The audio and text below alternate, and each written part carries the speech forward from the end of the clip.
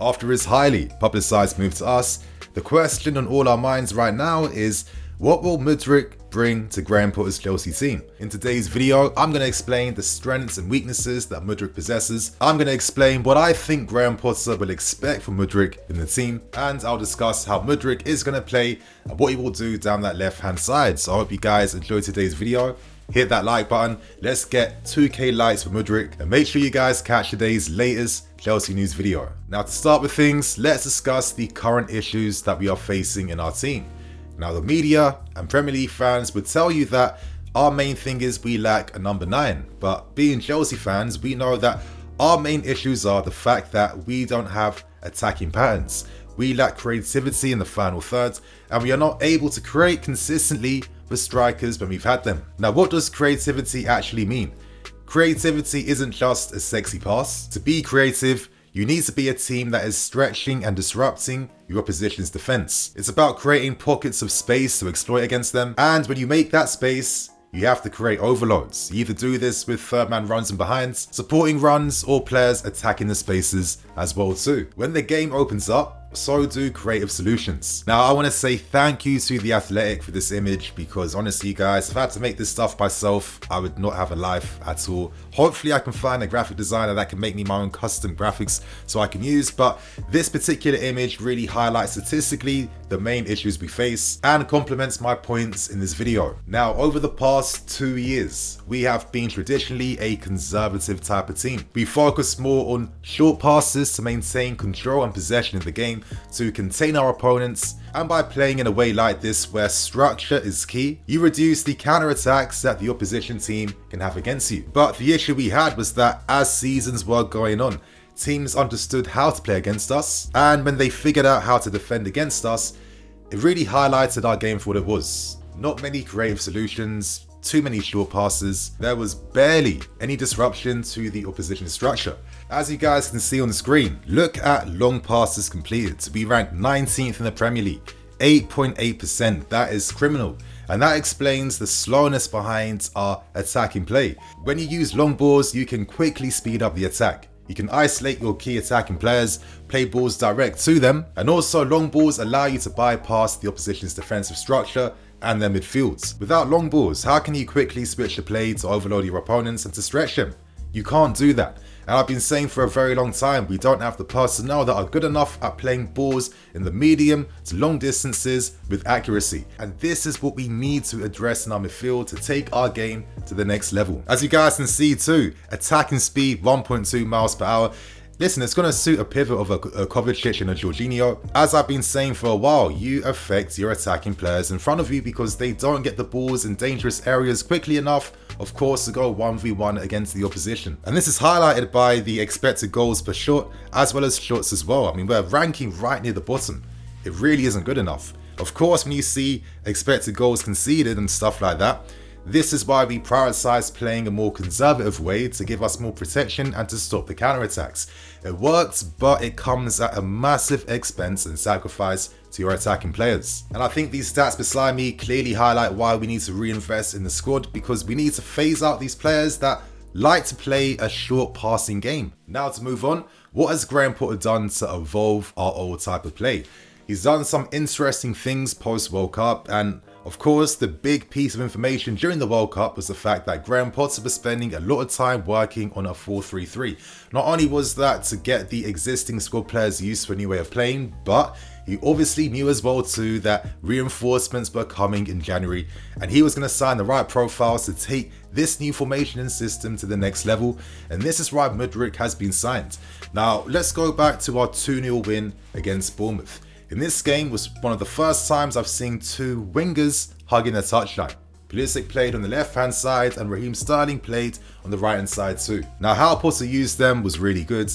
He had both Pulisic and Sterling on the outside of the opposition fullback, hugging the touchline and stretching the pitch as wide as possible. We then had that central occupation of a Kai Havertz that was dropping deeper into midfield that wasn't standing near the defence. We had Mason Mount picking up intelligent positions between the lines as well too, who gives us that ability to make it 4v3 or 5v4. And of course, with the midfield guys support from deep as well, you maintain that box structure that Graham Potter likes to have in the middle of the field, as well as having your wingers in 1v1 scenarios due to them stretching the field on the outside of the fullbacks. It was a very good performance versus Bournemouth. We could have got more goals. We haven't seen enough of that though, unfortunately, because both Pulisic and Sterling got injured against Man City within 20 minutes. But it was quite obvious that this is the style of football that Graham Potter wants to introduce here, and this is exactly why Mudryk has been signed. Now, as you guys can see on screen beside me, these are the stats from FBRF, but this is only comparing Mudryk against midfield players instead of wingers. I guess they don't have the stats and metrics from the Ukrainian league for obvious reasons, so you know, it still gives us an impression of what he does. And Mudryk is an inverted style winger. He's equally adept at creating and assisting as well as scoring as well too. His standout quality in his game is his explosiveness and his pace. This is something the player prides himself on. This is why he has specialized training to be able to maximize his speed, of course, targeting his legs and calves quite a lot. And he mixes this explosiveness with amazing close control, dribbling ability and technique as well too, which makes him a very dangerous package. Now, I like Mudryk because he is not one-dimensional. He can easily make an underlapping run or an overlapping run. He can beat his man on the outside. He can cut inside and drive towards goal. And normally when he's driving towards goal, cutting inside, it means that he wants to take a shot off, and his shooting is very accurate. Again, I've been using stats from The Athletic because it makes my life a lot easier. But we see where Mudryk excels. He excels in carries and dribble volumes.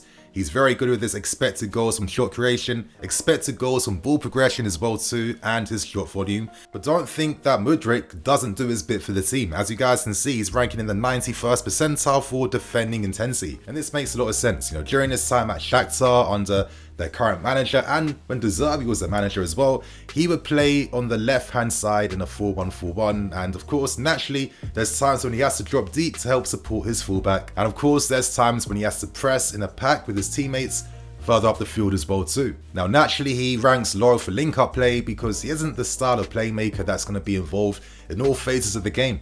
He has a specialized role, he likes to stay on the left-hand side of the fields, and he is the outlet for his teams. Now, of course, he isn't the finished article. He can improve in many aspects of his game, like his build-up. At times, he can give away sloppy balls because his passing technique is a bit one-dimensional at times. But of course, things like this can be improved upon and worked on very easily. And of course, naturally, he can only get more accurate with his shooting, better with his decision making, and not be as over-ambitious as possible. But before I move on, before ending things, you guys, I want to just really highlight the best thing about this game, and I said that is the speed and explosiveness. He's in that same ilk as your Vinicius Juniors and your Mbappe's in the sense that he has mastered the technique of his speed. Now, one thing that Mudryk has, which is no surprise really, as he says himself that, you know, Willian was a massive hero of his and he loved him at Shakhtar, where he likes to slow the pace of the game down and then quickly accelerate and explode away, because this guy is so effective over short distances, medium and long distances as well too. And this guy can be a massive weapon for our attack, but it makes it hard to defend against and it creates a lot of space and separation. It's like he can constantly hit new gears as he's slowing down, speeding away. He can weave in and weave out. And for me, his campaign in this year's Champions League, you know, games versus Madrid, Celtic, etc, etc, he's really demonstrated all the positive things about his game and just how devastating that pace can be, especially in that Celtic game. So now you guys have a better understanding of his game, what he can do. Let's now discuss how he fits in Graham Potter's system. Now let's get to the fun tactical part of today's video and let's discuss what Mudryk will actually do in Graham Potter's system. Now you have an idea of the issues we've had as a team and the solutions that Mudryk can bring with his pace, explosiveness and intensity. As I said before, it's all about making sure that the wingers on either sides are 1v1 against their opposition fullback. Now, using tomorrow's game as reference, the idea is going to be to create overloads down one side. So for example, as you guys can see here, picture more of like a diamond being formed in the team down the sides, and by overloading one side of the field, especially down this right hand side here, which Ziyech absolutely loves. The aim of the game is to free Mudryk in these wide areas on the left hand side over here. Now this is where Mount is really effective for helping to stretch teams even more. As I've been saying, he helps you to create those 4v3s and those 5v4s versus the opposition's defense and their midfield. He picks very intelligent positions, offers great support as well. And when you have someone like a Hakim Ziyech that loves to play those switch balls to the opposite flank, this is how you maximize Mudryk and his speeds. As I keep stressing too, Potter loves to have this part of the field occupied by players because this is how you can counter press, and this is how you funnel your opponents then to attack down the flanks so you can protect your central core when you're trying to break teams down. Now, one of the great things about Mudryk is the fact that he doesn't need to touch the ball every 5 seconds to get a feel and sense of the game. He waits for these moments of isolation to really capitalize on a game. Now, one of the main reasons why you free Mudryk in these areas of the field here is to, as I keep stressing, create that 1v1 space for him. So of course the fullback is very important. Someone like Mudryk, there's going to be times when he receives in the channel right here, and if he does so, this is how he's going to cut inside, drive and goal, and most likely take an accurate shot on goal as well too. So the fullback has to be ready to support at all times. There'll be times when the fullback will invert in field more and Mudryk will be touching the ball high and wide to most likely put in a cross and assist inside the box. So essentially creating these wide rotations. Of course, Kovacic and his ball carrying abilities are very helpful too, and Kova's very good at making runs out wide too, which can also be an option as well too to free Mudryk in the half spaces here. This red zone here gives Mudryk full license to make those underlapping runs when he has to, and to make those overlapping runs as well too. And to end things, an example I've been using quite a lot this week is the comparisons with Timo Werner. Timo Werner's pace forced teams to drop their defensive lines a lot deeper. It helps stretch teams as well too, because most times midfield players would have to track runs to help support their defense. And in terms of attacking in the transition, this is how guys like Kai and Mount, for example, are able to pick up spaces and positions inside the box to hopefully try and take shots on goal.